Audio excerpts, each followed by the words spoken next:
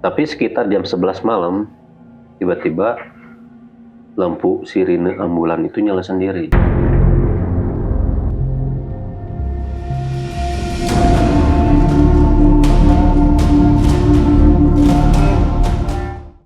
Oke, kembali lagi di Terjadi Horor. Jadi gini, aku mau ceritain sebuah kisah nyata yang dialamin sama seorang montir bengkel, seorang montir bengkel kecil lah di pinggiran kota. Ceritanya berawal dari sebuah ambulan. Hari itu, ambulan ini baru selesai ngantar jenazah dari rumah sakit ke rumah duka. Semuanya berjalan normal sampai akhirnya di perjalanan balik, ambulan itu tiba-tiba mati total di tengah jalan gitu ya, di bahu jalan gitu. Sang sopir udah coba berkali-kali starter mobilnya gitu, nggak nyala-nyala gitu. Tapi mesin nggak nyala sama sekali. Padahal sebelumnya mobil ini baik-baik saja, nggak ada tanda-tanda kerusakan atau ada apalah gitu. Akhirnya ambulan itu dipanggil mobil derek lah gitunya. Terus dibawa ke bengkel terdekat. Nah, di bengkel inilah semua kejadian aneh itu dimulai. Begitu ambulan masuk ke halaman bengkel, suasananya langsung kerasa beda. Biasanya bengkel rame-rame suara orang ngobrol, suara ketukan palu sama mesin las, tapi entah kenapa yang itu hening banget. Karena montir cerita waktu ambulan diparkir, hawa di bengkel kayak mendadak lebih dingin. Padahal siang bolong dan matahari lagi panas-panasnya lah, lagi terik-teriknya.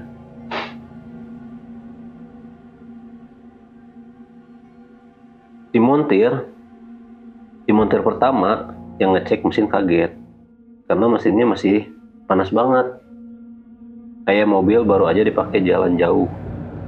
Padahal ambulan itu udah hampir 2 jam mati di jalan dan diderek ke bengkel. Harusnya sih mesinnya udah dingin ya. Montir coba buka aki, kabel sama bahan bakar, semua normal. Dicoba starter, mobil nyala sebentar, tapi lalu mati lagi. Waktu mesin nyala sebentar, salah satu montir yang lagi ada di samping jelas banget ngedengar suara lirih, suara kayak orang kesakitan. Suaranya kecil sih dari arah belakang mobil. Mereka langsung berhenti kerja dan saling pandang. Pintu belakang ambulan jelas-jelas kosong, nggak ada orang, nggak ada siapa-siapa dalam mobil ambulan itu. Sore harinya, salah satu montir iseng buka pintu belakang. Begitu pintu kebuka, langsung kecium bau yang aneh. Campuran bau obat rumah sakit sama bau anyir darah. Di dalamnya kosong. Cuma ada tandu, ya keranda lah gitu ya, dan beberapa bekas kain putih.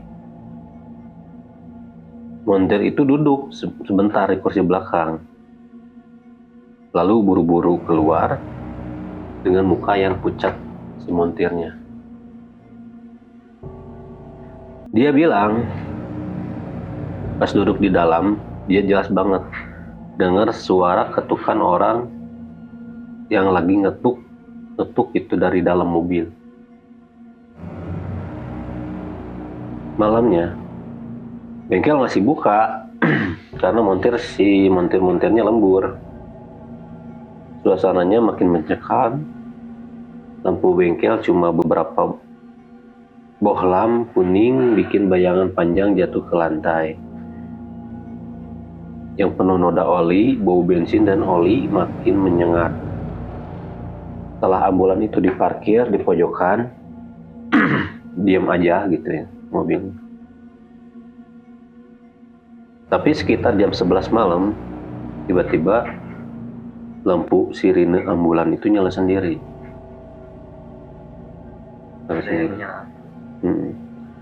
Muter pelan-pelan sambil bunyi lirih, kayak ada suara ambulan dari jauh.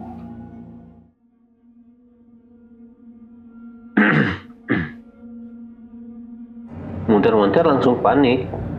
Ada yang lari keluar.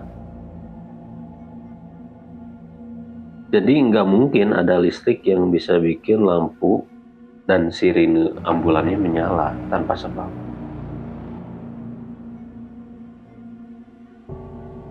Yang paling bikin bulu kuduk berdiri, salah satu montir muda yang masih di dalam bengkel bilang, waktu dia lewat depan ambulan, dia lihat bayangan orang berbaring di atas tandu, rambutnya panjang, mukanya pucat, matanya merem kayak jenazah.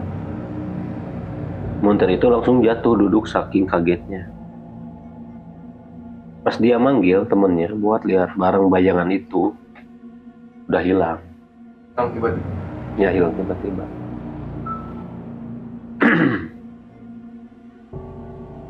Besok paginya, sang sopir ambulan datang ke bengkel buat nanyain mobilnya. Montir yang jaga bilang dengan hati-hati, ini kayaknya mobilnya bukan mogok biasa deh pak. Kayak ada yang ikut balik sama ambulan ini. Jadi agak layan lah gitu mobilnya. Sopir itu diem lama, lalu pelan-pelan bilang, iya sih kemarin saya sempat nganterin jenazah yang kami antar meninggalnya di jalan. Belum sampai rumah sakit dan udah nggak ada, meninggal mungkin. Sejak kejadian itu, montir-montir di bengkel itu selalu waspada. Kalau ada ambulan masuk, mereka percaya setiap ambulan pasti menyimpan cerita.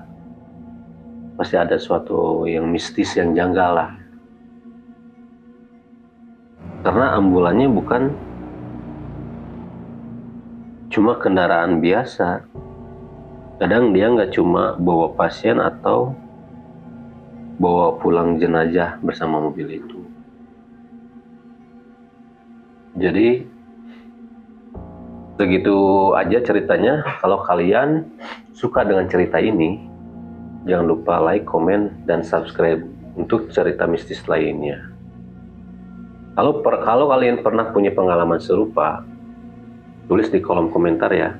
Siapa tahu kisah kalian jadi cerita selanjutnya di Terjadi Horor. Sampai jumpa di cerita horor berikutnya.